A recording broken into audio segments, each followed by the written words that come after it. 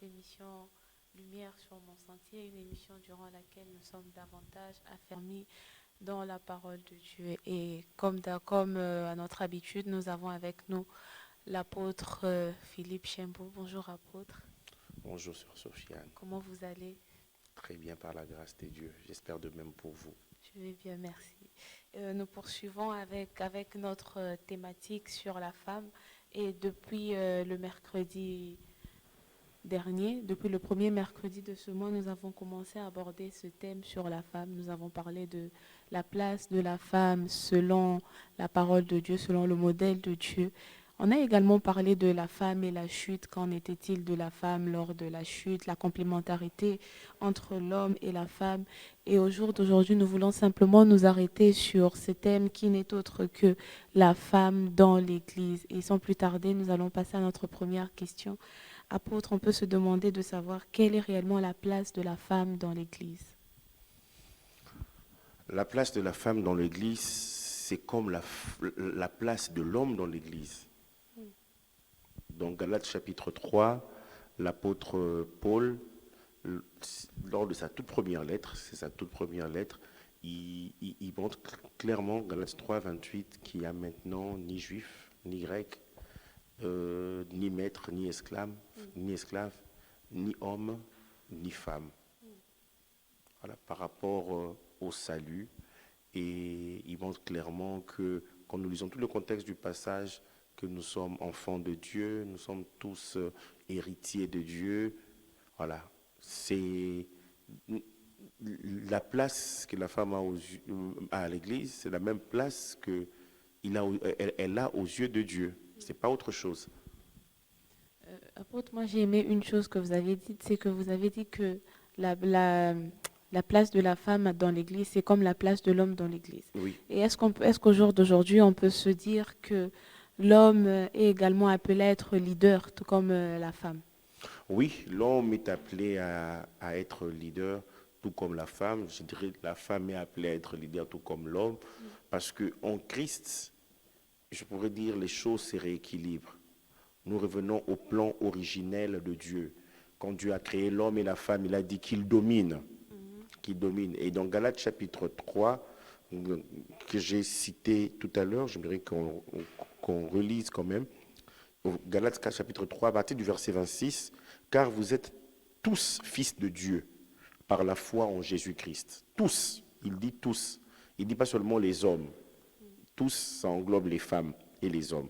Vous tous qui avez été baptisés en Christ, vous avez revêtu Christ. Il n'y a pas que les hommes qui revêtent Christ et les femmes revêtent quelqu'un d'autre, ou bien un ange. Non. Les hommes et les femmes revêtent Christ. Après avoir parlé de ça, au verset 28, il dit il n'y a plus ni juif ni grec. Nous savons très bien que l'épître aux Galates avait été adressée à ces chrétiens de la Galatie qui, ayant accepté Christ, ont vu des personnes venir dans les différentes assemblées de la Galatie pour leur dire, il est vrai que vous avez accepté Christ, mais pour devenir chrétien, pour être des vrais chrétiens, entre guillemets, il faudrait que vous puissiez respecter les lois qui ne concernaient malheureusement, qui ne concernaient que les Juifs.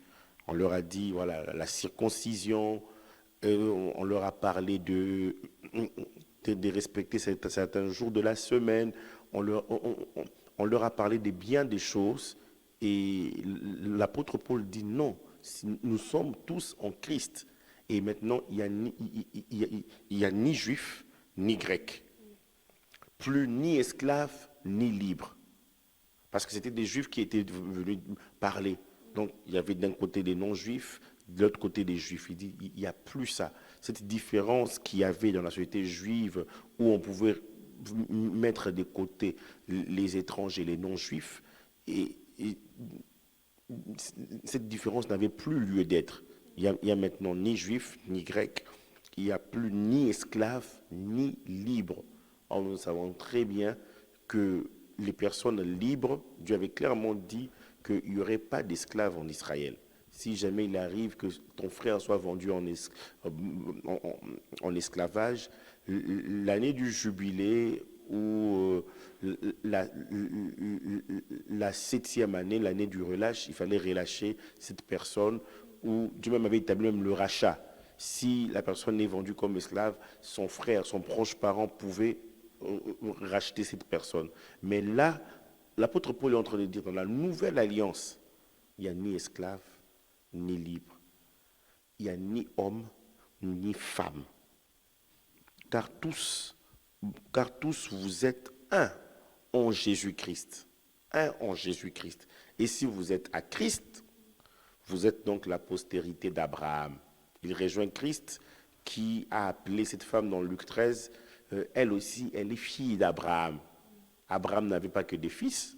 Jésus est en train de dire, Abraham avait aussi des filles, sur le plan spirituel. Héritiers selon la promesse. Donc, les hommes et les femmes sont héritiers selon la promesse.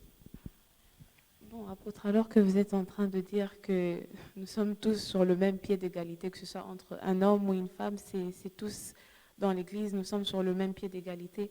Est-ce que maintenant, au regard de l'implication de la femme, est-ce qu'on peut dire qu'elle est indispensable pour le bon avancement de l'œuvre? Parce que quand on voit dans la parole de Dieu et principalement dans le ministère de Jésus ou même de l'apôtre Paul, est-ce qu'on peut dire au jour d'aujourd'hui que la femme, elle est indispensable pour le bon déroulement de l'œuvre de Dieu? Oui, la femme, elle est indispensable pour le bon déroulement de l'œuvre de Dieu. Déjà depuis la Genèse, la femme a toujours joué un rôle dans l'Ancien Testament et nous ne pouvons pas faire moins que l'Ancien Testament.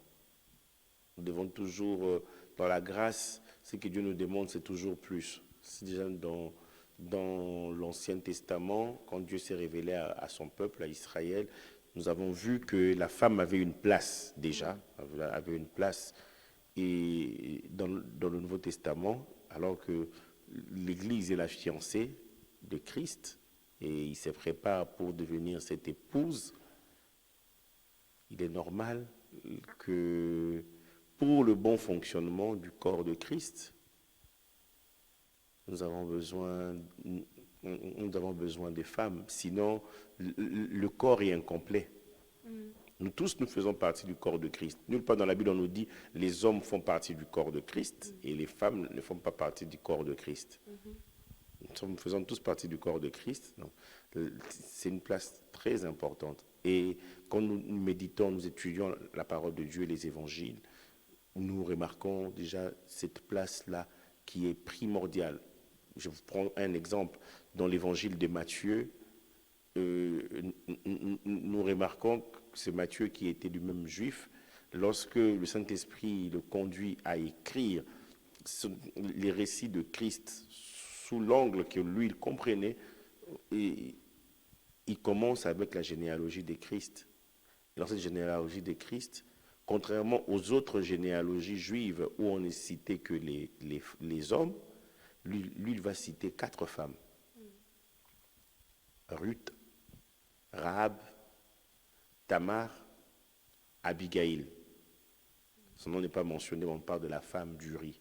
Voilà, Salomon né de la femme d'Uri. Ah, plutôt, pas Abigail, Bathsheba. Donc, d'entrée de jeu, on voit déjà, et le fait même que Marie ait été choisie, nous montre que Dieu voulait que la femme puisse avoir une place. Et Christ, il est venu, il a dit qu'il est venu pour bâtir son Église. Et l'Église ne peut pas être construite sans que la femme puisse jouer un rôle important. Nous rappelons également que vous pouvez toutefois poser aussi vos questions. Si vous avez des questions par rapport à cette thématique sur la femme, vous pouvez envoyer vos questions au numéro qui va s'afficher sur vos écrans et l'apôtre prendra le plaisir d'y répondre lors de notre dernière émission de ce mois. Donc, vous pouvez envoyer vos questions jusqu'au vendredi 21. Nous recevrons vos questions jusqu'au vendredi 21. Et pour l'émission du mois, le dernier mercredi, l'apôtre prendra le plaisir de répondre à vos questions. Apôtre, alors qu'on peut parler de la femme dans la Bible, moi, lorsque je parcours la Bible, je me rends compte que les femmes en tant que conductrices de peuple se trouvent principalement dans l'Ancien Testament. en tant que conductrice, elles sont souvent dans l'Ancien Testament et dans le je peux me demander qu'en est-il alors du Nouveau Testament? Parce que dans le Nouveau Testament, je vois plus la femme comme celle qui accompagne dans le ministère, que ce soit tant dans le ministère de Jésus ou même de l'apôtre Paul. Elles sont plus là en train d'accompagner. Est-ce qu'on peut limiter la femme dans l'Église comme celle qui accompagne, qui juste est là pour aider? C'est tout. Elle est là pour aider, elle est là aussi pour être leader. La Bible nous parle dans Romains chapitre 16 de Phobé, qui était diaconesse de Sancré, l'église de Sancré. Bon, d'aucuns diraient, mais bon, elle n'était que diaconesse. Mais la Bible nous parle, c'est un exemple du Nouveau Testament, dans Actes chapitre 16, l'apôtre Paul et Silas qui était prophète, la Bible nous dit, l'apôtre Paul, ils arrivent à Philippe et ils annoncent l'évangile aux femmes qui étaient présentes. Et nous voyons déjà que l'apôtre Paul est allé au-delà de certaines barrières. Il est à noter que, je pourrais dire, le rejet même de la femme dans la société juive, c'est très important de comprendre cela. C'est arrivé au 2e ou 3e siècle avant Jésus-Christ. Mais quand nous lisons depuis la Genèse jusque même dans Malachie, les femmes avaient une certaine place. Une certaine place en tant que dirigeante, ainsi de suite. Des femmes comme chantres, on le voit dans Néhémie chapitre 7, on le voit dans 1 Chronique 25. Comme conductrice de louange, on voit cela dans la parole de Dieu.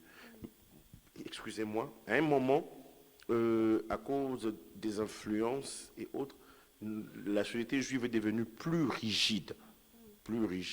Et Christ, lorsqu'il vient, il vient valoriser ces personnes faibles, parce qu'il était venu pour ça, vraiment pour les personnes qui n'étaient pas considérées. On le voit avec les enfants, alors que les enfants n'étaient pas considérés. Il vient rétablir les choses comme à l'origine. Et à votre question de savoir si dans le Nouveau Testament, on voit des femmes être réellement leaders et pas seulement des accompagnatrices, oui. Je reviens à Acte 16 que j'ai mentionné. L'apôtre Paul annonce l'évangile aux femmes et ensuite elle va délivrer une femme aussi à Philippe. Et après cela, il se retrouve en prison avec Silas. Voilà, nous connaissons le miracle qui s'est opéré dans la suite. Et après, dans Acte 16, vers la fin, on nous dit que l'apôtre Paul va aller chez Lydie. Et lorsqu'il part chez Lydie, il va annoncer, il va fortifier les frères qui se réunissaient chez Lydie. On ne cite que le nom de Lydie. On peut se permettre de croire qu'elle jouait un rôle important dans cette assemblée, qui avait commencé même chez elle.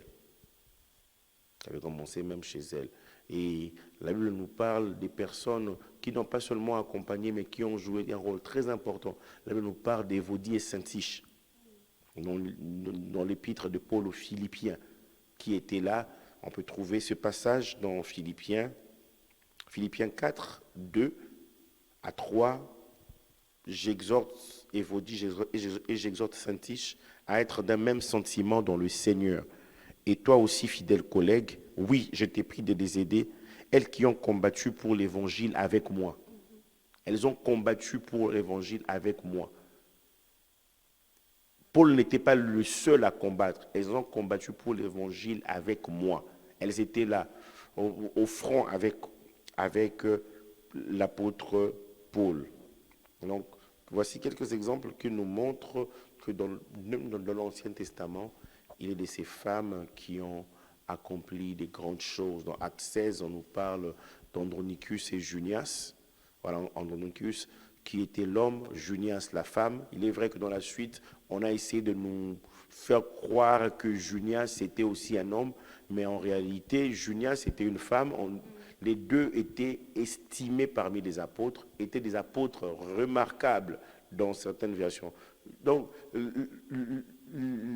les gens qui sont contre le fait que la femme ait une place ont toujours voulu combattre le plan originel de Dieu. Mais on ne peut pas combattre le plan originel de Dieu indéfiniment. Mais apôtre, qu'est-ce qui fait que ces gens-là cherchent à combattre ce plan de Dieu? Qu'est-ce qui leur pousse à agir de cette façon? Certains même ne réalisent pas qu'ils sont en train de combattre. Je me dis, la première chose, c'est l'éducation qui a été reçue. Vous savez, même lorsque nous annonçons l'évangile, lorsque nous parlons du Seigneur, nous devons faire très attention. Nous devons faire la différence entre ce que Dieu dit, la parole de Dieu, mais aussi ce que nous avons acquis au fil du temps.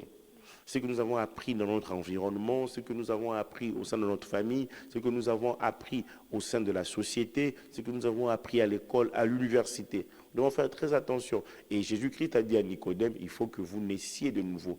Nicodème réalisait un peu ce que cela signifiait. C'est-à-dire, je dois abandonner ma philosophie, je dois abandonner ma thèse de doctorat, tout ce que j'ai appris pour entrer dans quelque chose de nouveau.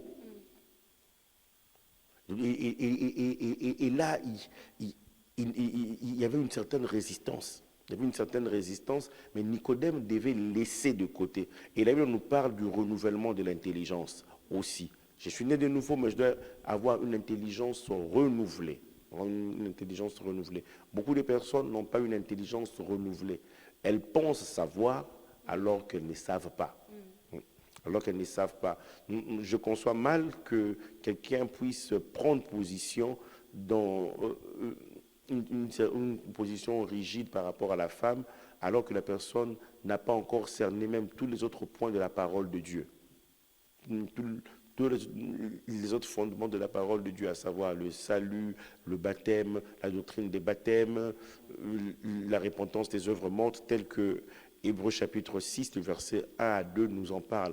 Mais on s'attaque sur des choses, je pourrais dire, entre guillemets, secondaires, des choses pour lesquelles nous pouvons rester longtemps à discuter, à épiloguer, alors qu'en même temps, il y a l'œuvre de Dieu qui doit être faite, le salut des âmes, ainsi de suite, que les sociétés puissent réellement vivre pour le Seigneur.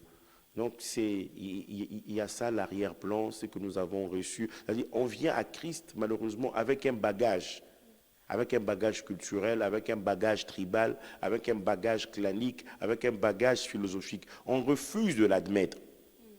Mais souvent, ça y est là, un bagage culturel. Et donc, il faut laisser au Saint-Esprit le soin de nous enseigner. Et c'est là que nos yeux vont s'ouvrir.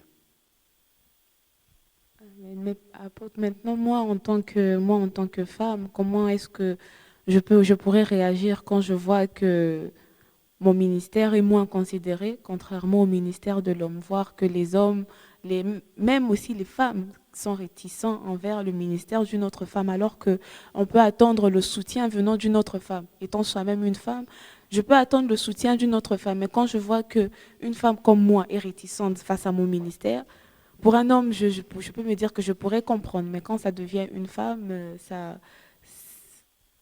incompréhensible. On ne comprend pas forcément. Et pour ça, c'est une très belle question. Il y a plusieurs paramètres qui entrent en jeu. Je pourrais déjà dire l'enseignement qui a été reçu. Deuxièmement, cette personne a été tellement brimée, ça l'énerve que l'autre femme se déploie. Troisièmement, il peut y avoir de la jalousie. Dans l'énervement, là, il y a la jalousie, il y a l'envie. Donc, si moi, je n'ai pas pu avoir ce privilège-là, alors je combattrai les personnes qui ont ce privilège-là. Et souvent, c'est ça. Mais bon, je me demande maintenant comment est-ce que moi je pourrais réagir, que ce soit face aux hommes ou même face aux femmes qui sont réticents sur mon ministère, face à mon ministère à moi. Face à la réticence, que ce soit des hommes ou des femmes, il faudrait que nous puissions nous attacher à ce que Dieu nous a dit. La révélation que nous avons reçue de sa parole nous concernant et avancer. Et savoir que ce n'est pas facile. Et se battre pour, pour ce à quoi Dieu nous appelle. Ce n'est pas de lâcher prise, de continuer. C'est de continuer. La Bible dit qu'il y aura une inimitié entre le serpent et la femme, entre sa postérité, entre la postérité de la femme et la postérité du serpent. Donc il y a une inimitié qui est là.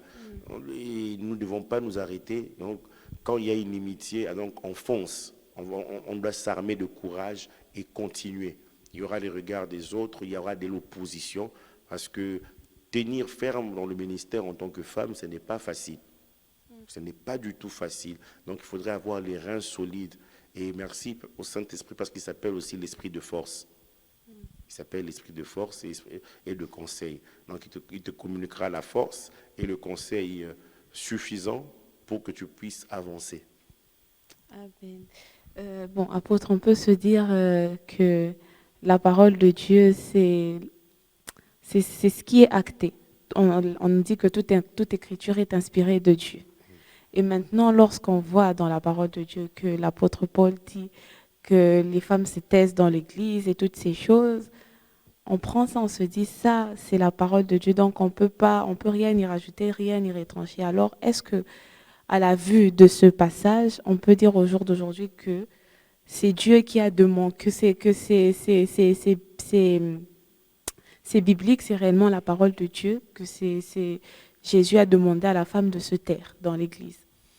Déjà, ce texte prête vraiment à des sujets, à des débats. Et nous pouvons avoir toute une émission même sur ça. Il faudrait que nous puissions lire le passage qui en parle, comprendre tout le contour, relever les principes qui y sont énoncés, afin que nous puissions être capables de l'expliquer. La Bible, il est clair, c'est dans la Bible, on dit, voilà, elle dit que la femme se taise, et si elle a quelque chose, qu'elle puisse demander à son mari et tout ça à la maison. Mais je ne permets pas à la femme voilà, de parler voilà, dans l'assemblée. C'est dans 1 Corinthiens. Et ce passage, j'ai eu le temps de l'étudier pendant des années. Enfin, ce n'est pas aujourd'hui quand même que je suis enfant de Dieu et même serviteur de Dieu. J'ai eu le temps de l'étudier et tout porte à croire que c'était dans un cadre bien précis. Dans un cadre bien précis.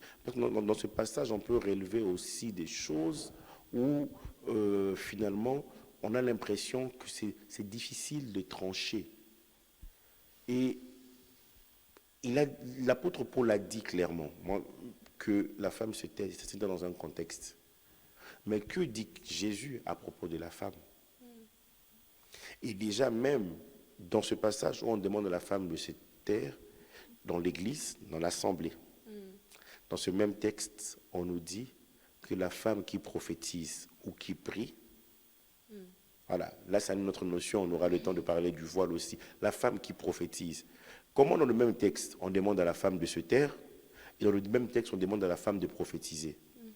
Elle utilise quelle méthode pour prophétiser? Elle utilise quel organe de son corps pour prophétiser? Si ce n'est la bouche. Vous voyez un peu? Et là, tout ce qui est présenté comme étant l'interdit de l'apôtre Paul, ça tombe. Ça tombe dans l'eau. Donc, revenons à l'autre partie de la question qui nous parle de Jésus. Jésus n'a jamais interdit à la femme de prêcher. Jésus n'a jamais interdit à la femme n'a jamais demandé à la femme de se taire. Il n'a demandé à la femme de se taire. Et pour preuve, à sa résurrection, il donne aux femmes le mandat d'aller dire aux apôtres, aux disciples, qu'il est ressuscité, qu'il les précède en Galilée. Et il les dit clairement aux femmes, et précisément à Marie de Magdala. Et dans Luc 24, on voit Cléopas et son ami, lorsqu'ils rencontrent Jésus sur le chemin de Damas, ils disent, il est vrai que quelques femmes ont dit on sont allés dans le tombeau et ils ont vu qu'il est ressuscité, mais nous ne savons pas trop. Il est vrai que les femmes sont parties. Et eux-mêmes, ils affirment cela. Donc, ils ont été les premiers, les premiers témoins de la résurrection de Jésus-Christ. Le message du salut, le message de la résurrection de Christ a été donné pour la toute première fois par les femmes. Je ne vois pas un message qui soit aussi fort que celui-là. Rien n'empêchait Christ de se révéler directement à Paul, plutôt à Pierre pour lui dire, voilà, je t'avais promis, sur cette pierre, je bâtirai mon église, tu es Pierre, et sur cette révélation, moi, je bâtirai mon église. Je viens encore t'apparaître pour te dire, va annoncer au monde que je suis ressuscité. Mais il a dit ça aux femmes, et à une femme en particulier, Marie de Magdala. Et il pouvait aussi dire à la femme, tais-toi. Parce que Pierre et Jean étaient allés au tombeau et attendre Pierre et Jean pour leur dire, je suis ressuscité. Non. Ce sont les femmes qui sont allées dire aux apôtres que Christ est ressuscité. Apôtre, c'est vrai que vous avez soulevé ce point-là très rapidement, du fait que la femme devait se voiler. Je pense quand elle devait donner une prophétie, elle devait couvrir sa tête. Bon, d'après ce que vous avez dit, c'est que Jésus n'a pas interdit à la femme de prêcher, ou encore du moins de se taire dans l'église.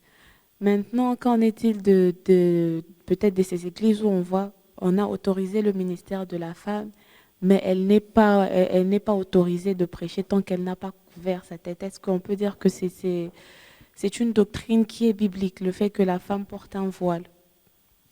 Le fait de porter le voile encore, ça entre dans une question de, je dirais pas, ce n'est pas une question doctrinale.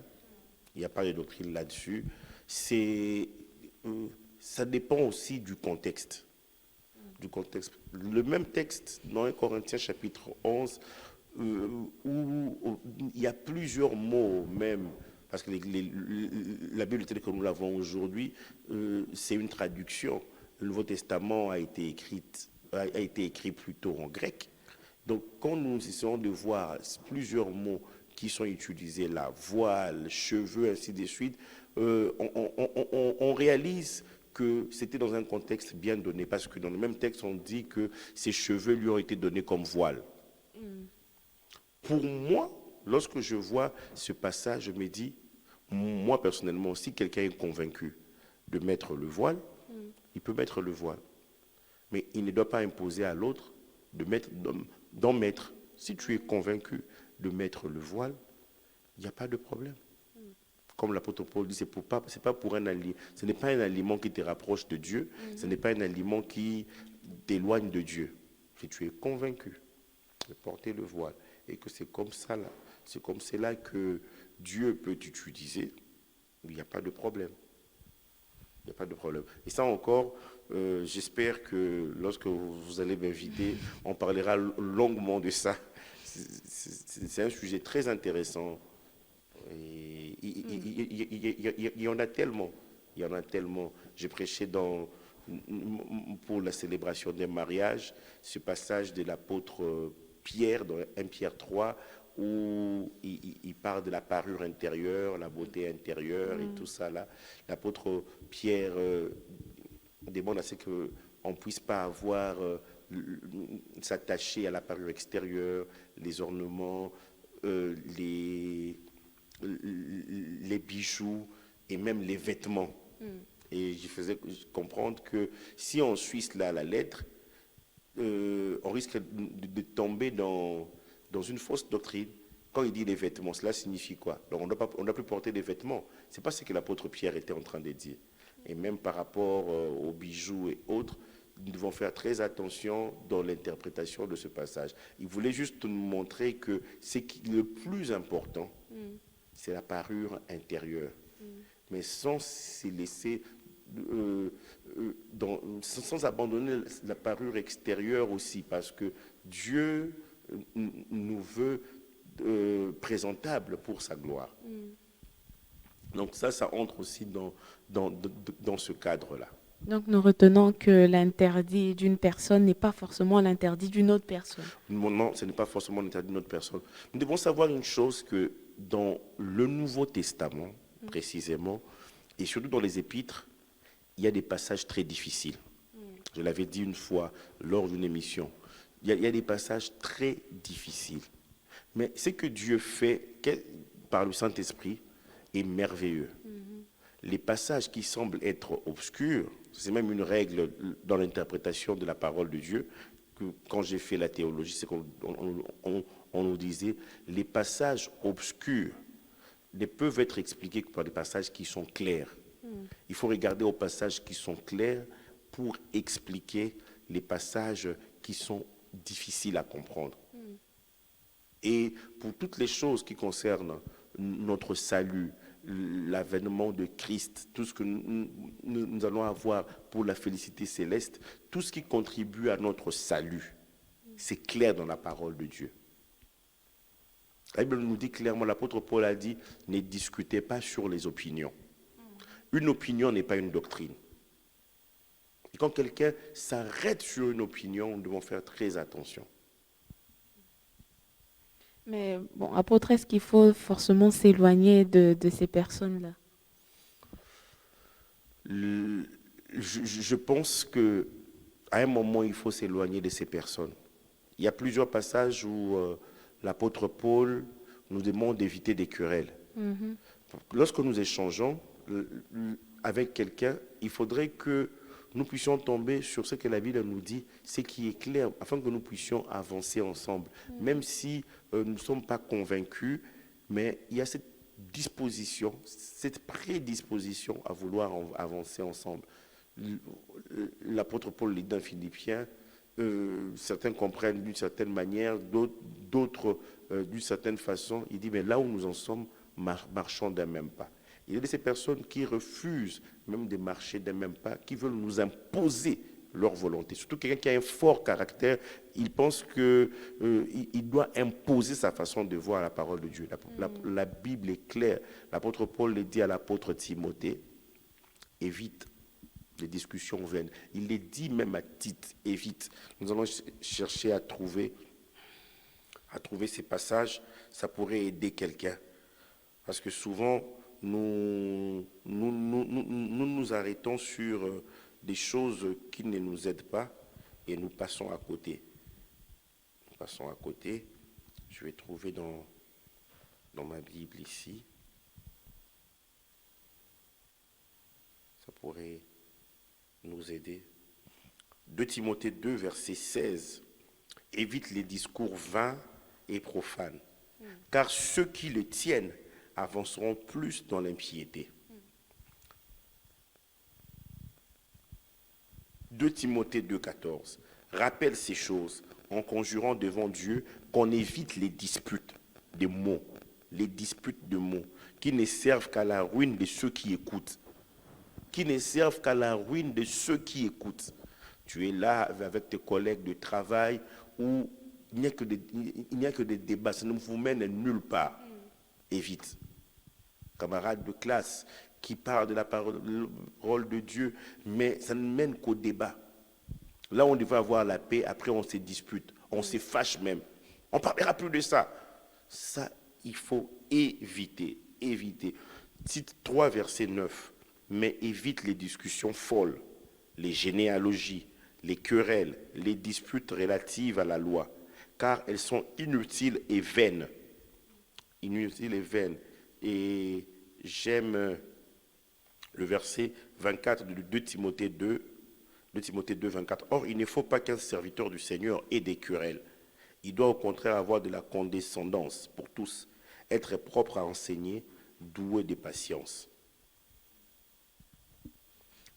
En tout cas, nous prendrons le temps de revenir sur ce thème également, sur cette notion du voile, du fait que les gens nous imposent leur volonté. Durant les prochaines émissions, nous prendrons le temps d'y revenir. Et je rappelle également que vous pouvez aussi poser vos questions, que ce soit dans le chat ou même envoyer vos questions au numéro qui va s'afficher sur vos écrans et l'apôtre répondra à toutes vos questions.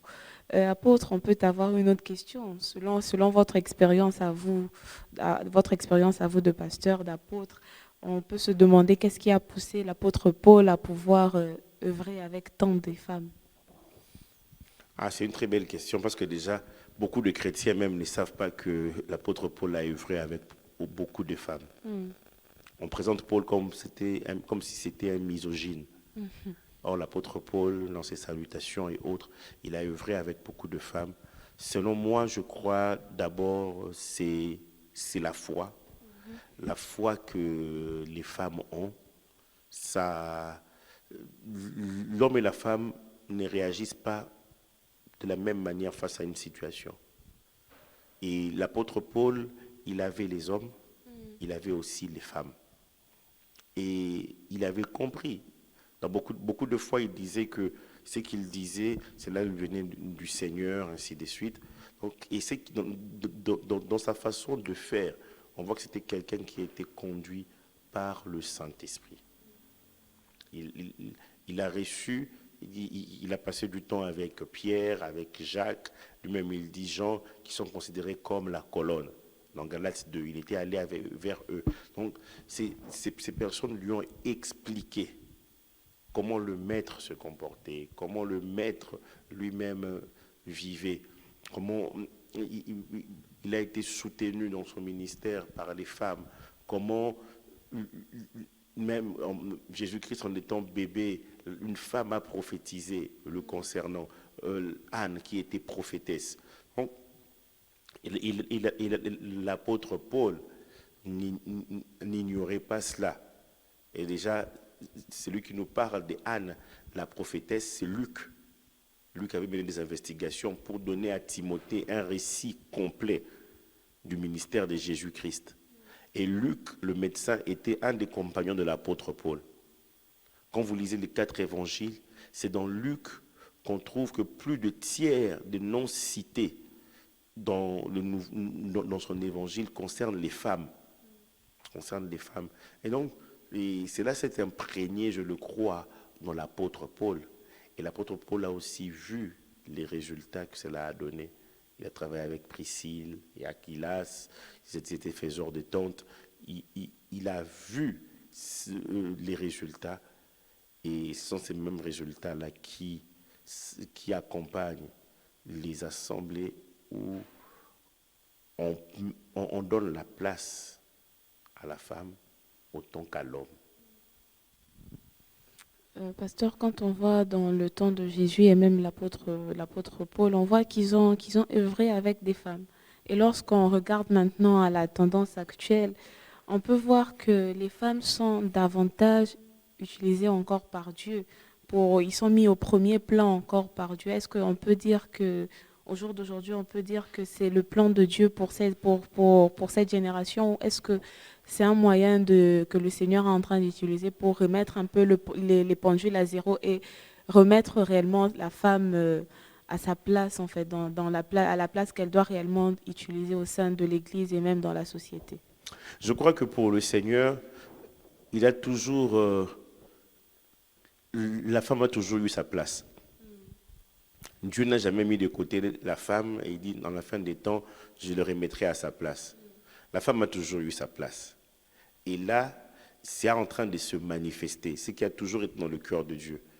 Ensuite, cette prophétie du prophète Joël sur la venue du Saint-Esprit dans une période, il est vrai que j'ai dit à partir du 3e siècle avant Jésus-Christ, ça s'est accentué, le fait de rabaisser les femmes avec les rabbins, ainsi de suite. Et même dans l'Israël de l'époque, bien que Dieu ait utilisé les femmes, il y avait quand même des personnes qui ne portaient pas de crédit aux femmes.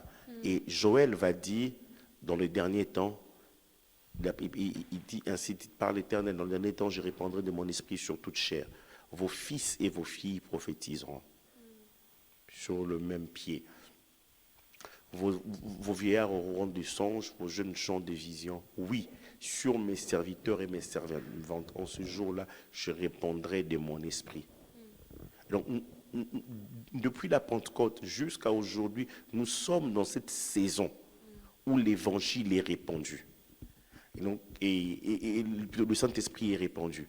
Le Saint-Esprit est répandu et Jésus-Christ a dit, depuis Jean-Baptiste jusqu'à maintenant, le royaume de Dieu est forcé. Ce sont les violents qui s'en emparent. Si ce sont des femmes qui sont violentes pour s'emparer du royaume, alors nous le verrons encore plus. Nous le verrons encore plus. Or, dans le plan de Dieu, il veut autant des femmes que des hommes. Et nous le voyons encore plus parce qu'elles ont compris aussi qu'elles ont un rôle à jouer. Merci, merci beaucoup, apôtre. C'est sur cette note-là que nous allons nous arrêter aujourd'hui. Comme l'apôtre l'a dit, dans le plan de Dieu, la femme, elle a une place, elle également, tout comme l'homme a aussi sa place. Et nous rappelons que vous pouvez poser aussi vos questions, que ce soit dans le chat ou au numéro, ou envoyer vos questions au numéro qui va s'afficher. Et je rappelle également que nous recevrons les questions jusqu'au vendredi 21 octobre. C'est ainsi que s'achève notre émission Lumière sur mon sentier. Merci apôtre pour votre disponibilité. Je vous en prie. Merci à vous aussi pour les questions. Je vous en prie apôtre. Merci à vous également pour votre présence. Merci d'être là chaque mercredi, semaine après semaine. Que le Seigneur vous bénisse et nous vous donnons rendez-vous le mercredi prochain. Excellente suite de journée à vous.